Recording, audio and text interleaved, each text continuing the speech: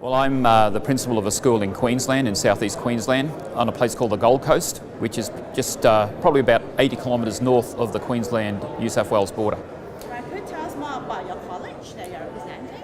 My college is a P-12 school, independent school, so students from 5 years of age through to 18 years of age, boys and girls.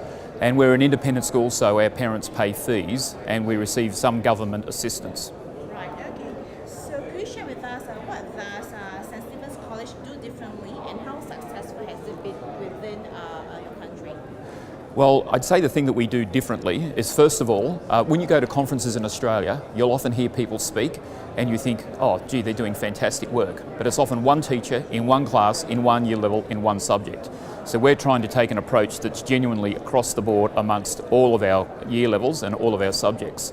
So we've got very much a strategic approach to what we're doing.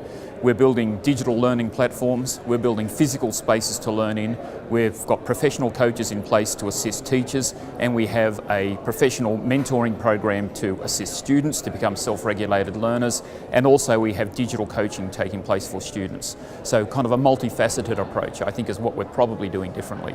Right, so when did St. Stephen's College pick up digital learning, or rather integrate digital learning into its program? When did it start? Yeah, well, it's an interesting question, because at which point do you actually say it's been integrated? I've often thought this question about, are you a digital learning school, is a bit like asking somebody, how far into space are you? We've left Earth's atmosphere and we're somewhere in space, but how far we are towards Pluto, I couldn't tell you. Right, okay. So for your counterparts in Asia, so what is one advice you would like to give to schools who are actually starting to roll out e-learning programs based on experience? Okay, well, first of all, don't get bamboozled by all the things that are on offer, because there are so many things on offer. After a while, you just reach the point where you can't select anything. Try to be strategic in your approach. Get some really good staff on board. You need people with expertise and people with a focus. That's the key thing. Make sure we've got people who are focused. And then from my position as the principal of the school, you need to make sure things are followed up. Otherwise, you think you've made progress, and after 12 months you discover you haven't gone very far at all. So you need to have staging points in your planning process, and you need to have regular checks about where people sit.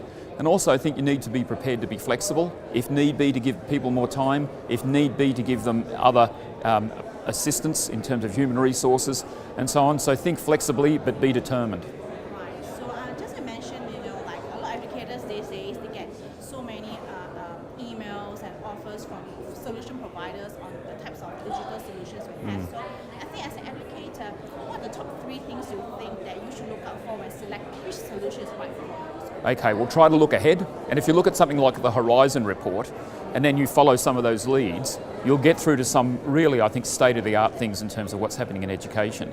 So if you look ahead, it might be looking ahead for you, but in some cases people are already there.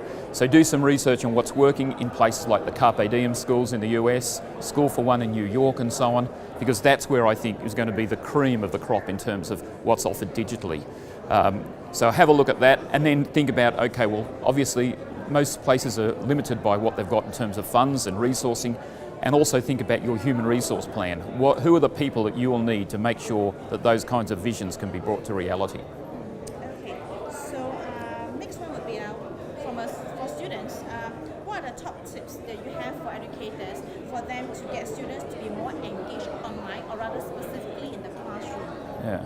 Well, look, this is an interesting issue, because it was kind of thrown at me at a meeting the other day when we were talking about digital learning, and teachers were saying, look, students are not motivated with what we do. Well, look, that's a core issue. It doesn't matter where you are, whether it's face-to-face or digital. You need motivation. Now, the motivation's either external motivation, I have to do this work because otherwise I'm not going to get a particular credential, but ideally we're looking at intrinsic motivation. And I'm absolutely sure, I have faith in people and the fact that if we can tailor learning to meet them, their particular learning styles, and we give them engaging material, then partly those problems will solve themselves.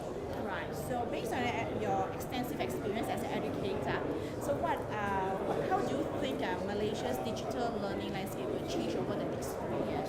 Well, I think Malaysia and lots of countries in Southeast Asia are actually in quite a good position, because I know you've had a long-standing education system, but it seems to me you people have the bit between your teeth. You're really determined, and also the fact that you realise you're in a very competitive environment. sometimes I think in Australia we're a bit too complacent. And so I think places like yourself and other countries in Southeast Asia can really leap ahead in education if you embrace digital technology in the way that pick the best of it.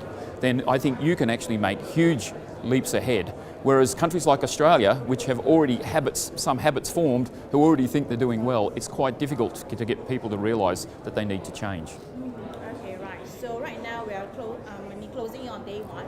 So how has the event been for you so far? And any particular topics or any particular speakers you are looking forward to listen to? Well, I've really enjoyed the experience. I love talking to educators from around the world. I think it's very important that I, as an Australian, get to have contact with people in the Asian and Southeast Asian region, because this is our community. And I thought the second speaker this morning, a gentleman from the Ministry for Education, really crystallised lots of key issues to do with digital education.